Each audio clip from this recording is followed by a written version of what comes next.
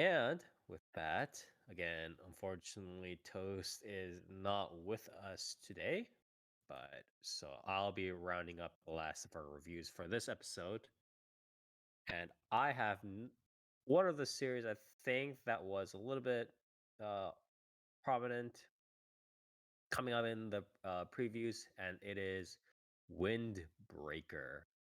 This is a manga original by Satoru Ni. This is his first work, manga work, and it was adapted by Cloverworks. It's like Cloverworks anime adaptation. So this was put under the direction of Toshifumi Akai, who this is his second main directorial debut. First one was him working with like the OVA and stuff like that for FGO, Absolute Demonic from Babylonia. He is overall, studio has been studio episode director, storyboard, etc. All these sorts of various roles. Um, Super old head with regards to working with A1 Pictures back from the early days. But again, this is his sort of second main directorial debut. He did pull together, I think, his old FGO team as well as some of the A1 people that he knew from stuff like Idolmaster Cinderella Girls and so on.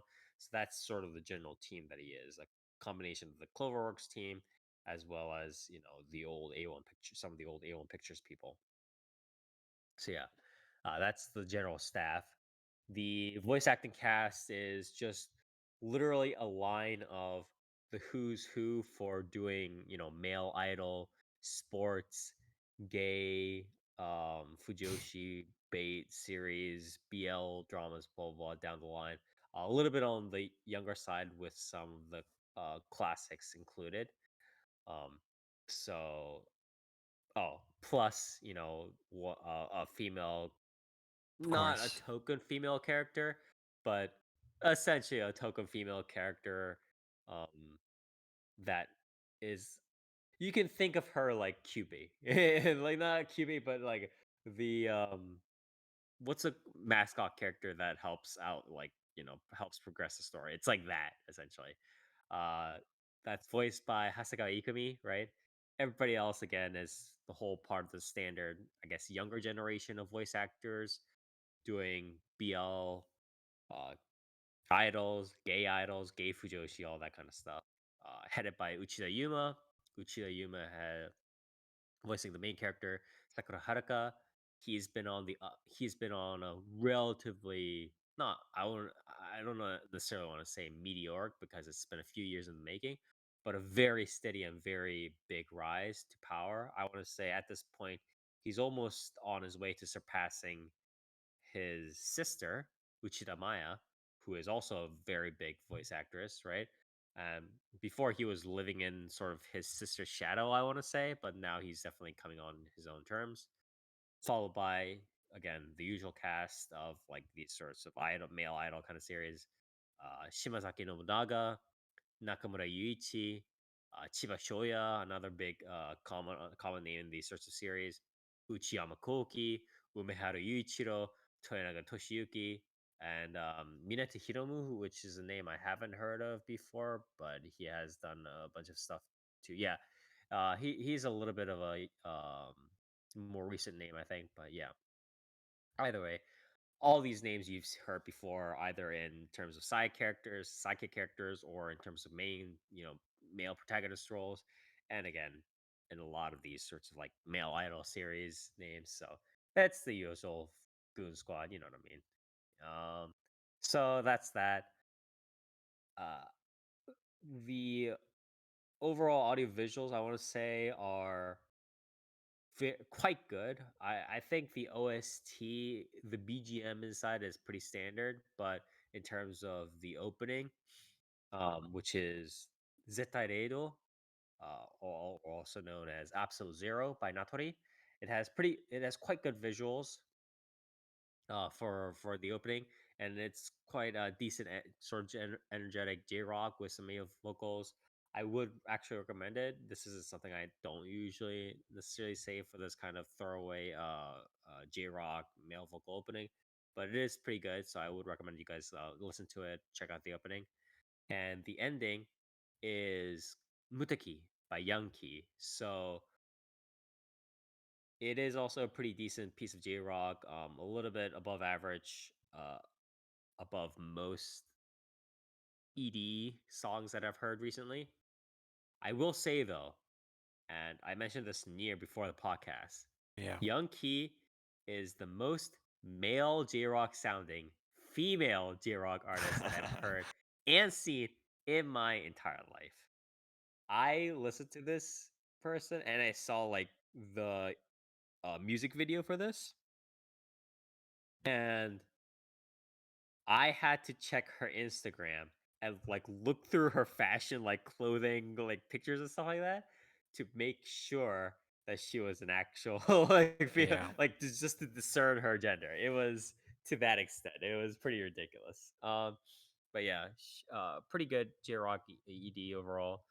And in terms of the visual aspect of the series, it has pretty good usage of 3D plus blending, especially where needed. I think anime studios are have gotten very, very good at kind of systematically kind of decide for the most part, right? Obviously, there are exceptions. We'll always get another X arm every Oh once a yeah. year or so, yeah.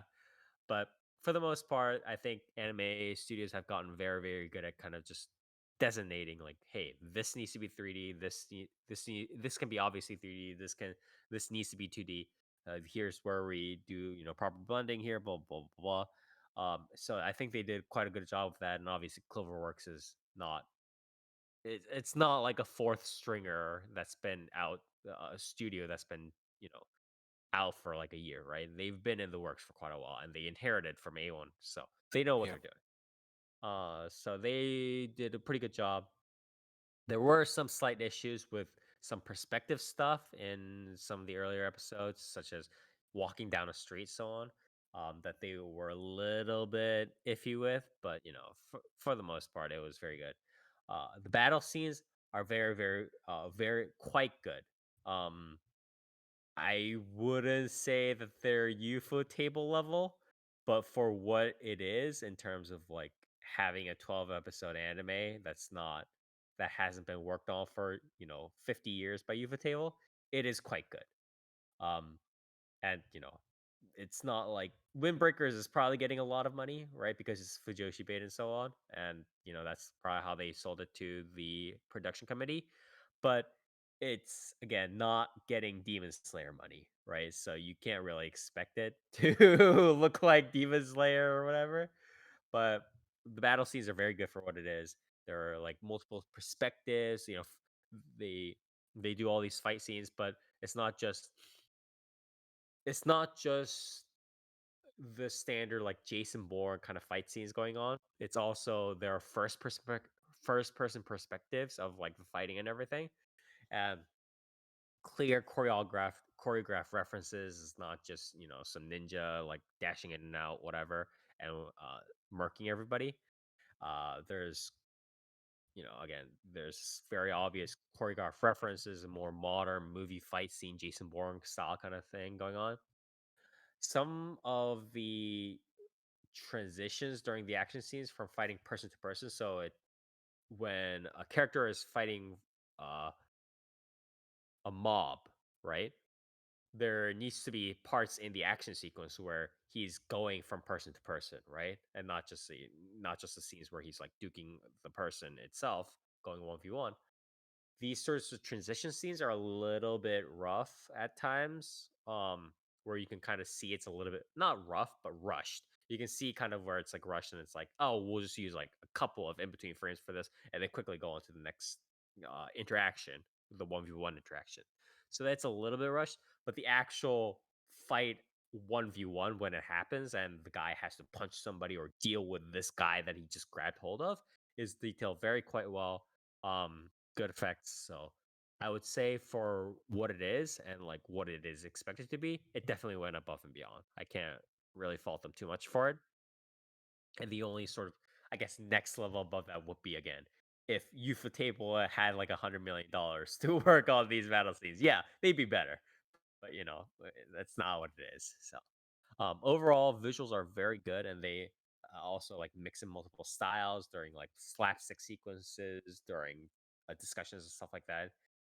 Uh, and the character models for the anime are done very well, and they're kept in that sort of same quality. And it's I want to say almost better, or pretty much outright better than the manga designs, I would say. And what I mean by they're kept in consistent quality is that a lot of times when these when anime frames have to be drawn, right? Animations have to be drawn. A lot of these original character designs, like they're drawn decently in the original kind of like in static frames and stuff like that, and in general kind of panoramic scenes, right?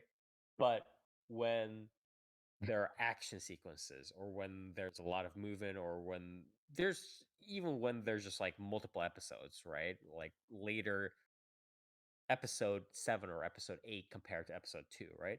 There's like tends to be somewhat of a decrease in quality. And there also tends to be a decrease in quality between the manga and the anime. One famous example of this would be Shokugeki no Soma, right? Or anything really that has like an Edo Dojin author behind it, or not Edo Dojin, H manga artist behind it, that eventually got adapted into anime, right? We can see a lot of this with something like Hisasi works, right? Hisasi related works like Bikini Warriors, or Netuke no Netuke, right? So that decrease in quality didn't happen, and not only did that not happen from manga to anime, again, the actual like quality of the models and how they were animated was kept relatively consistent throughout the episodes, which is really nice. So almost on these aspects alone, I was thinking of recommending this to Nier, because I know he likes these sorts of like duke it out kind of battle uh series. What kind of dissuaded me was the how the story was set up. So if I'm just gonna give a quick summary of the story because I haven't done it yet, but it's kind of whatever. So TLDR is that he there's this guy, Sakura Haruka, who is who's always been teased for having, weird fucking hair and his eye color and stuff like that, and not matching eye. And everybody always thinks he's like a delinquent and he's weird and he should dye his hair completely black and just, fit in and stuff like that. And so because of that, because he's always been bullied and looked down upon, he essentially has become a delinquent. He's always looking for fights. He's always looking to become strong, because he wants everybody to fuck off, essentially, right? And if he's strong, he can get everybody to fuck off. Um, so he arrives at um, Furin High School. He arrives at a town with a high school named Furin High School, which is like essentially a high school full of delinquents and people who fight. And he's not, he's told of their reasons, but he's not really interested. His original reason is to just, duke everybody in the face, right? Because again, he wants to show that he's powerful. He wants to, um, ward off bullies. He wants to essentially be like, hey, you guys all fuck off kind of thing.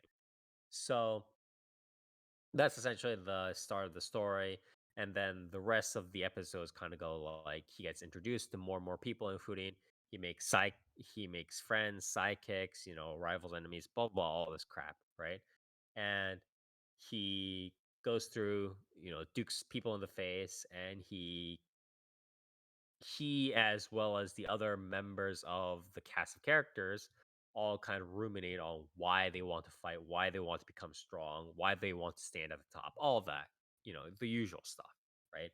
And this is again the part where I am a little bit dissuaded from fully recommending it to Nier, because the initial thing was like, uh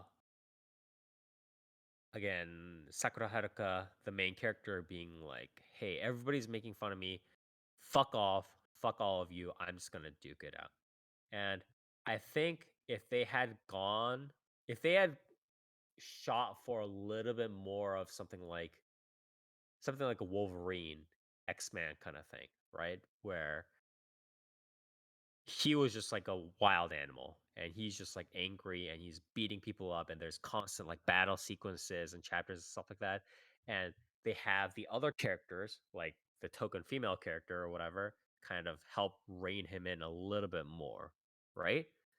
Um, I think if that was done and that was done slowly, and again, it was a little bit more of like an X-Men Wolverine kind of aspect, then I think we could have seen something pretty decent.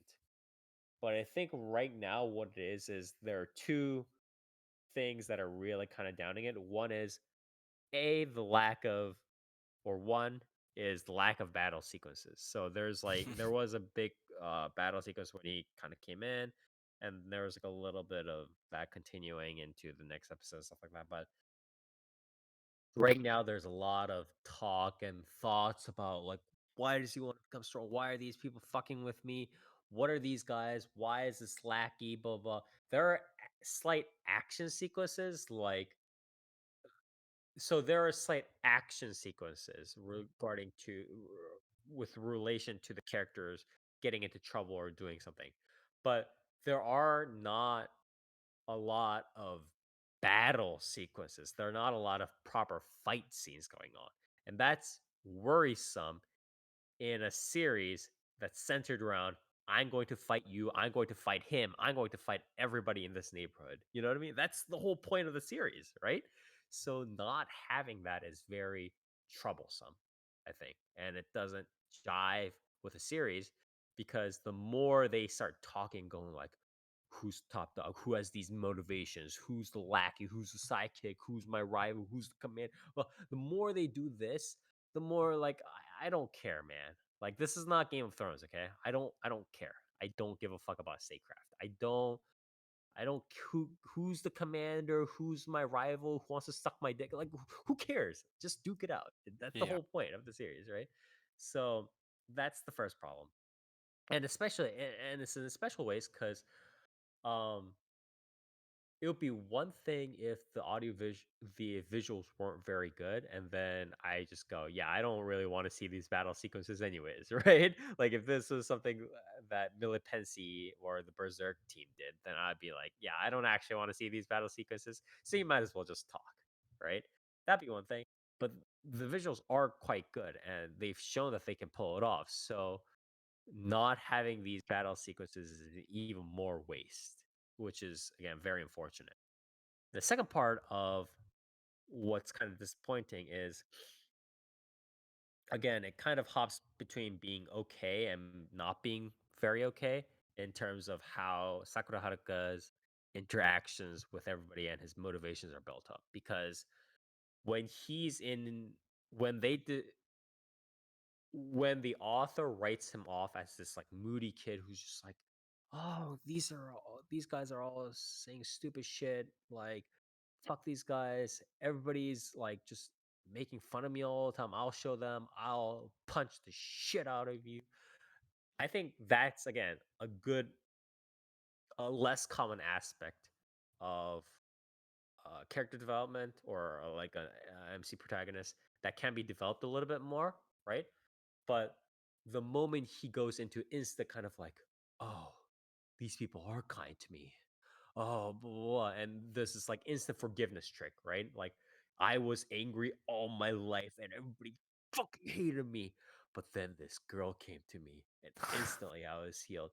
And like these things sort of do happen in a sense in real life where, there are a lot of things where it's like, there's a lot of stories, for instance, where people have been, for instance, like lifelong racists, right? And then they started having like a conversation or two with, you know, a Muslim like clerk or whatever, right? And they kind of got to know them as human beings, and their hearts were grew three sizes that week, and they stopped becoming racist, right? And there are stuff like that certainly, but for me, I think it's yet a road that's been trodden upon too frequently where the protagonist just becomes like, "Oh, maybe I should save everybody. Maybe I should become the hero. And he kind of switches back and forth between that, like this like delinquent mode and the cheesy protagonist mode. And I just don't think that this is a very, I think that was a little bit too railroaded. And I don't really appreciate um this very quick retrospection of everything that's going on. And it's like, why why are these guys all like acting like this? Why are these guys all like, you know, saying all these things? And um should I really trust them, or like should I just go on my own path and like just do people? And I just think it's too soon.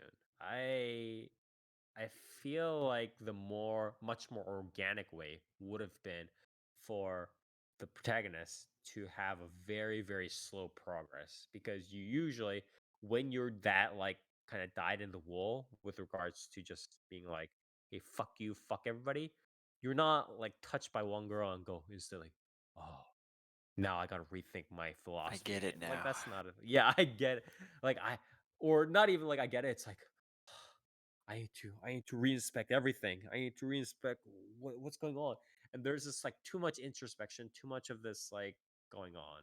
And again, that also synergizes in a bad manner, bad in a bad way, with the lack of battle sequences. Because the less battle sequences there are, the more of this introspection going on. And the more of this introspection is going on, the more the viewer is thinking, okay, but you were hardcore, like mad dog, ready to rip somebody's out a half episode ago, 1 episode ago. So what happened, bro? Yeah. What happened? So it's a very unfortunate synergistic effect. And I just wish that neither of those two happened. And I just wish that it was just him just duking it out, almost like one of those episode like monster of the week series that you watched, at least one or two seasons in a row, right? I think one of Yeah. them, well, which one was the one done by where the main character was the immortal guy, not the immortal guy, was it immortal guy, by the curse guy, uh Oh, the Witch and the the MC Beast was or like whatever? Nakamura Yuichi, right, or something like that. Which one was that one? You covered that one, right? Oh, Undead Unluck, right? Yeah, Undead Unluck. I almost wish it was kind of like that Right, instead right, of right. whatever this is. Yeah. um, it's very unfortunate, and the audiovisual base, and what started out as the main character's personality was really good. And again, if that had continued, and he was just like, "Fuck this, fuck everybody, I'm just gonna run in, I'm gonna fuck you, I'm gonna punch you too." And if that, again, the progression had been much slower and kind of pulled, restrained eventually by the people around him, that would have been one thing. But this is it's just a little bit too cheesy for me, I think. And I've seen this too many times before in an anime series. So, um, I think that's all I really have to say about it. It was a good baseline, good groundwork, very good foundational groundwork. That was just that didn't live up to expectations. So, um, due to the writing of the characters into very common niches. So what's the So story with the hair? the story with the hair, Yeah. um, I forget. It was like I think it's like a genetic thing. He just has it. It's like Uh-huh. he has heterochromia in his hair and eyes. He wasn't dumped in acid as a baby or anything. Yeah, he didn't because he was in a Two Face. Yeah, Yeah. he was in a Gotham villain. No, unfortunately not. But yeah, it Shit. is just like a genetic thing, so he just has to deal with it. But again, I would. It's so unfortunate because if it had stayed that way, I would 100% uh recommend it to Nier, and it could even have been potential for one of the best series of the year, like a contender, or like one of the awards that I will give at the end of the year. because God knows I've given it to weirder series. I've been known for giving awards to series that I think deserved it for being unique and above average, even if other people might find that weird. Again, probably the biggest example was like uh, trying to give Twin Tails the best series of the year award, but unfortunately, again, did not live up to expectations. I would have to give this a